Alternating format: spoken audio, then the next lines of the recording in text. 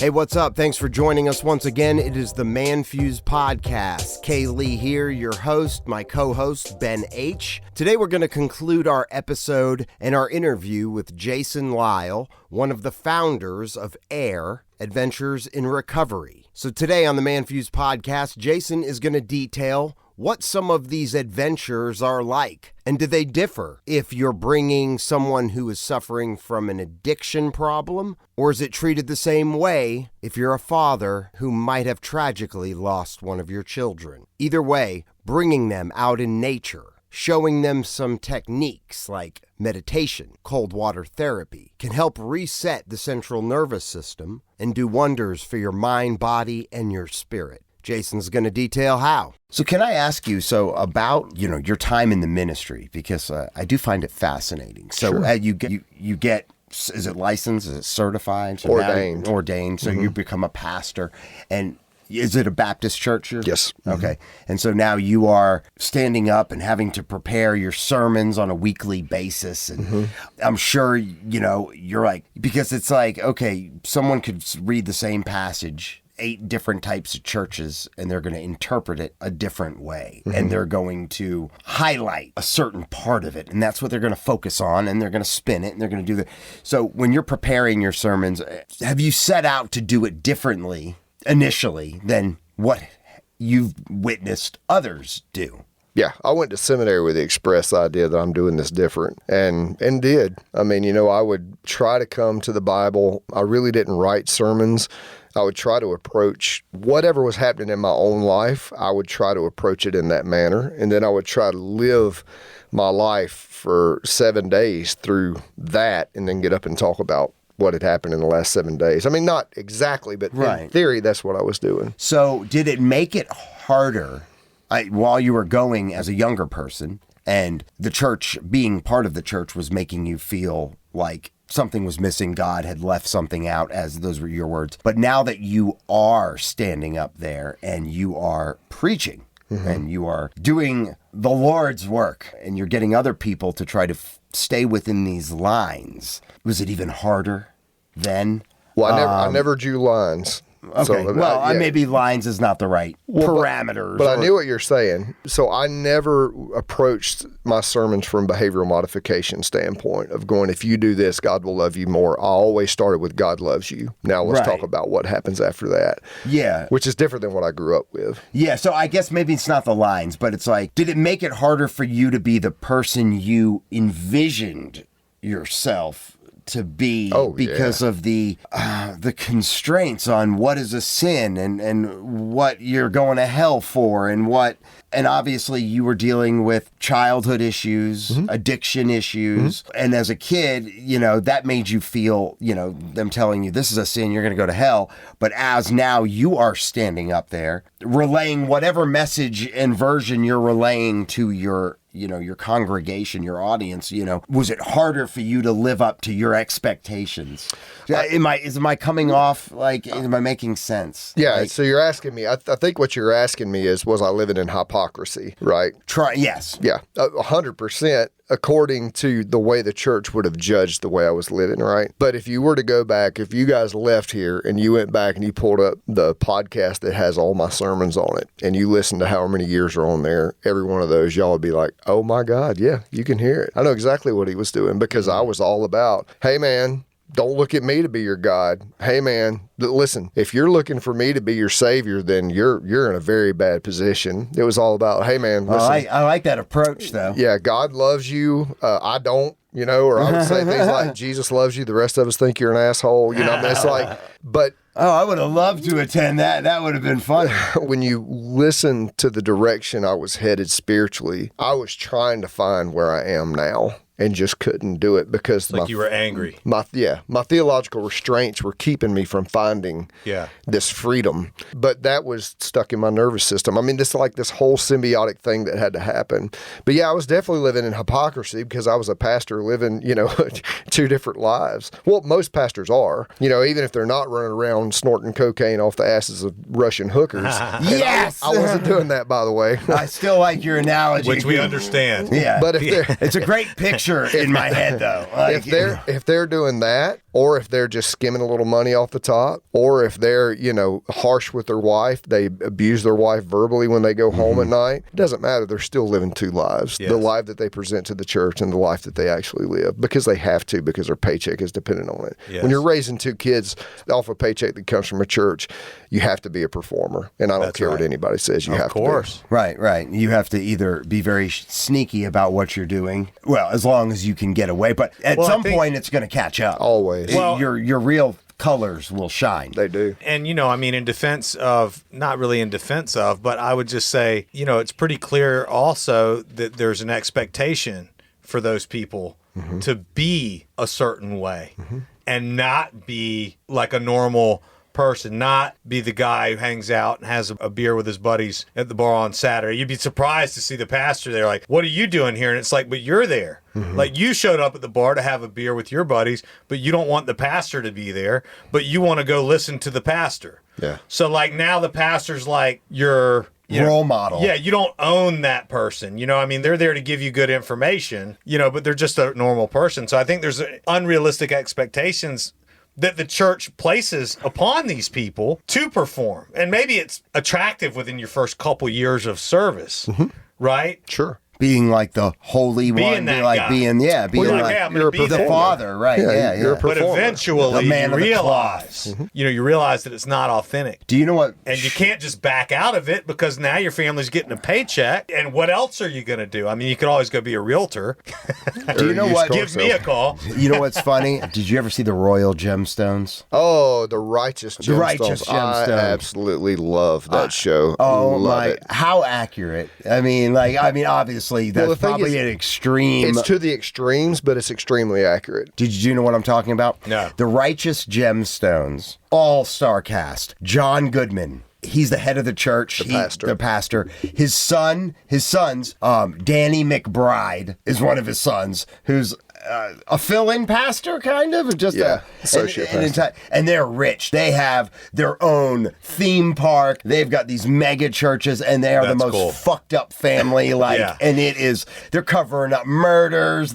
It's so fucking funny, but at some level where you know that this is a comedy, at some level you know that it's modeled after some family. It's the whole theme of that. What I love so much in people, like you watch that, absolutely, I love it. But you can see this dichotomy, right, between, what is it they say? Praise be to He. Praise, or the younger or the older son is supposed to, damn it, everybody shut up so I can pray. Damn it, right. Like that dichotomy between, there's this image we have because of who we are, but then there's this entire life going on behind the scenes. 100% true. That's why most pastors' kids go off the rails. My kids turned out great, but if you took a poll across the board, most pastors' kids are off the rails, especially back in the 70s and 80s, because they see two different lives being lived. And that's why they're fucked up. And they're like, screw it, I'm not going to do that. Yep. Well, right, yeah, but they're like, you're a fucking hypocrite. How are you going to, why am I going to give you the respect? Why am I going to listen to you like everybody else does when I see the real you on a daily basis? Whether it be abuse or who knows? I think that dichotomy exists for all of us, really, and I think it's a big challenge in self-healing and becoming more aware, and these therapies that we're talking about. A lot of the pain that I deal with is having that feeling like I have to go do business in a certain arena, or I have to go be this person today. I don't want to be. It's not who I really am. It's not where my passions really lie, but it's how I provide for my family, and I'm actually really good at it. So once I get into it, I enjoy it, but not just me, but I see that dichotomy all over the place. And I think that that's where a lot of our substance abuse, overeating, drinking too much comes from, that suffering where we have to go morph into this person that we know we're not. And then the damage that we take when we're in that mode, it seems so unfair, but nobody cares. You know what I mean? You're the only one that cares. So I've got to go be this person that I really don't want to be. So there's that level of just damage that's occurring. And then you go out and you just take the damage that the regular world just gives you. You know, I mean, it's all a numbers game out there, which means that it's about failure. You have to go and fail. So I'm going to go out there and fail in an inauthentic way. That's even like 3 or 4 times worse than just being my authentic self and having to face nature anyways, which is based in failure. But at least I can face it as the guy with the bullhorn that's hitting his leg, walking towards the moose. You know what I mean? Yeah. That's an authentic self. And you're not even talking about going out there and being a bad person as anybody will see. You're just talking about going to work. And going to work. Yeah, right. I'm talking about going to work because you have to pay your bills. Right, because we're in a system that we need this tool to live and so provide. So then I succeed, I have a big check, I want a steak and a bottle of wine. Or I fail, I lose a big check, I want a steak and a bottle of wine, right? I have a big day. Whatever. Oh, I had to go do a good workout, you know? Oh, now I can eat ice cream, right? Well, no, the ice cream was bad for you. And really, was the workout even good for you? What are you doing? Are you just doing something that somebody told you was a good thing for you to do? It may not be. You can spend your time doing things that help you solve these issues, that roll back the prefrontal cortex, that work on the nervous system and help you discover these things within yourself. I have a friend, we went mountain biking yesterday and just had a blast, man. And we were talking about working out, doing squats, doing heavy weight and pain in our bodies. I'm 52. Yeah. And I said, I found that when I'm violent toward my body's violent back toward me. Thank you, man. Thank you for saying that. Because I was a CrossFit coach I started CrossFit in 2010 and did CrossFit it until 2018. Is horrible for your body. That's terrible.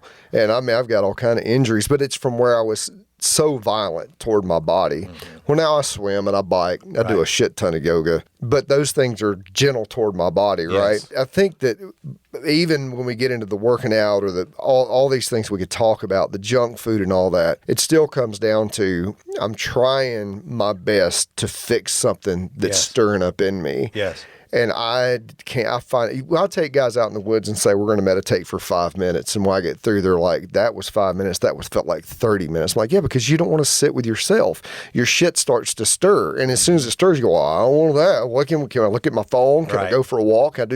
Right. We don't want to deal with what's there. You don't want to face it. Don't want to face it because it's scary. It's like a moose standing in the middle of a creek on a frosty September morning. Yeah. It looks terrifying. But I tell people all the time when we avoid the room because every time we open that door, the lion comes at us. Yeah. Mm-hmm. So we slam the door. Now we know we need to go in there. We know we need to face our demons. We know we need to go in that room. But when we start doing the practices, when we start getting in the water, when we start, going to meditation and yoga and we start learning how our certain nervous system works, we open that door and realize that's nothing but a cat standing there. Yeah, it's nothing but a cat. It's false evidence appearing real. Yeah. And it's funny because I brought this on the show before. I was telling my son who, has been kind of battling in travel baseball. He suffered a couple of getting hit by a bunch of, kids that didn't have a lot of control. And so this past season, there was this whole thing where he was having trouble. He couldn't stay in the box. Before the ball left the pitcher's hand, it didn't matter if it was a perfect strike.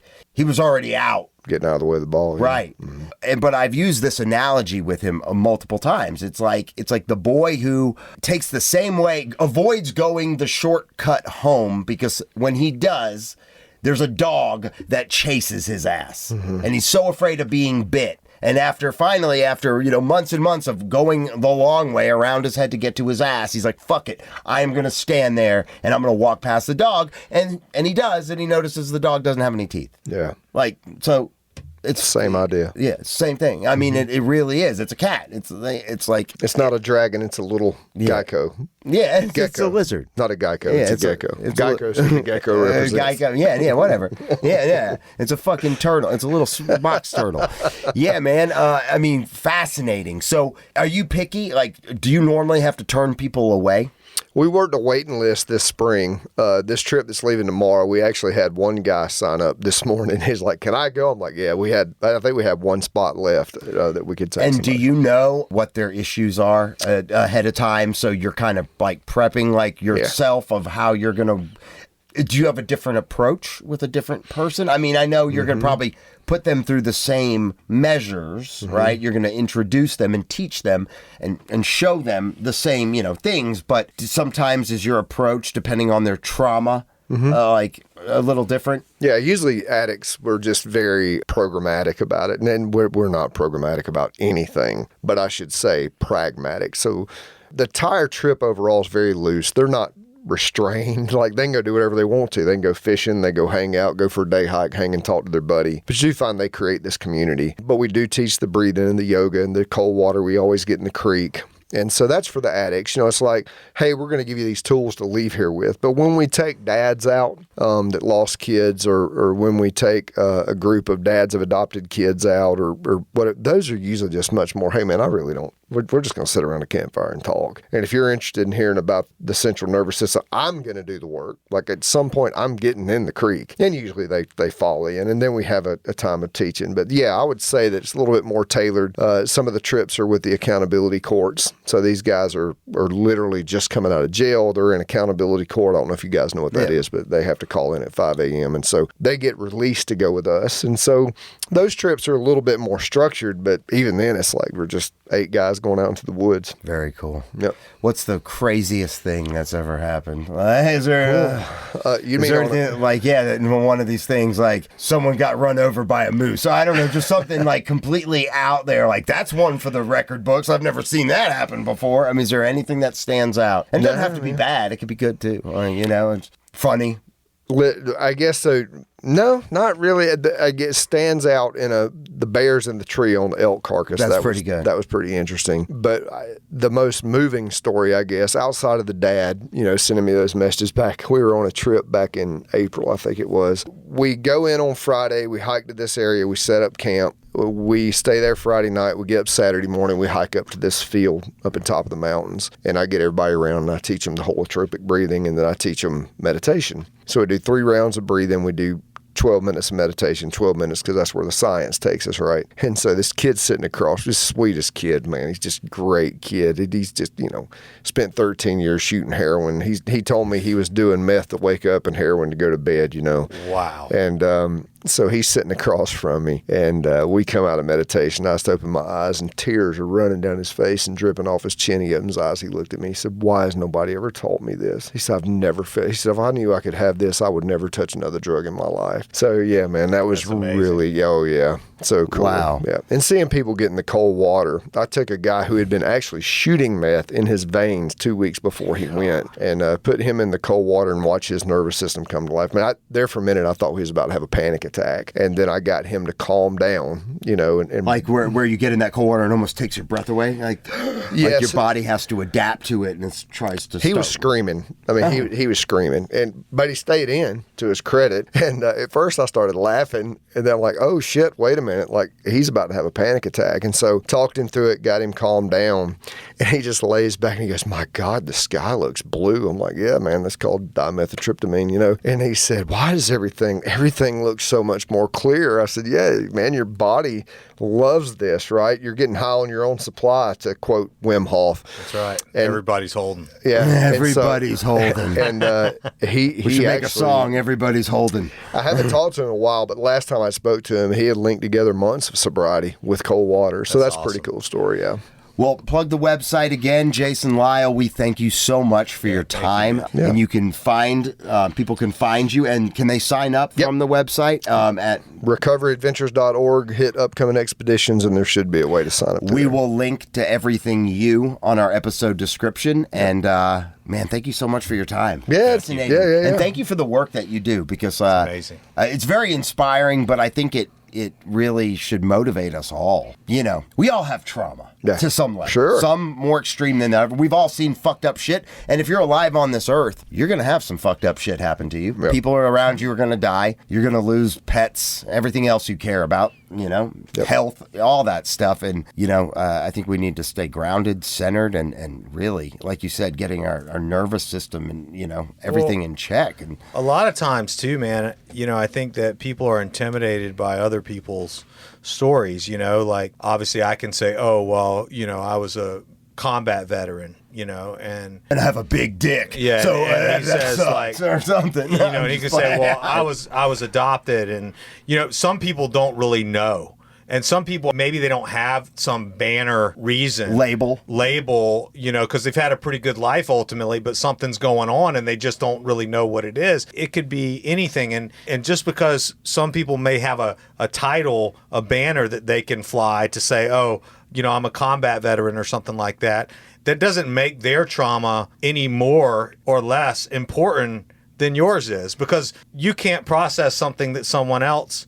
I mean, I know guys that would prefer to live in the combat zone. I mean, that's where they're most happy, right? So we all experience life through a different lens. And I would encourage anybody to look into cold water therapy, look into these practices that we've discussed today, because, you know, it can help significantly improve your life. In there with one more thing? Yeah, and one question. Yep. What can it hurt by trying? Yeah. Like, you've got nothing to lose. It's free. Nothing. Yeah, nothing to Until lose. you spend $5,000 on a cold water plunge, but we'll get to that later.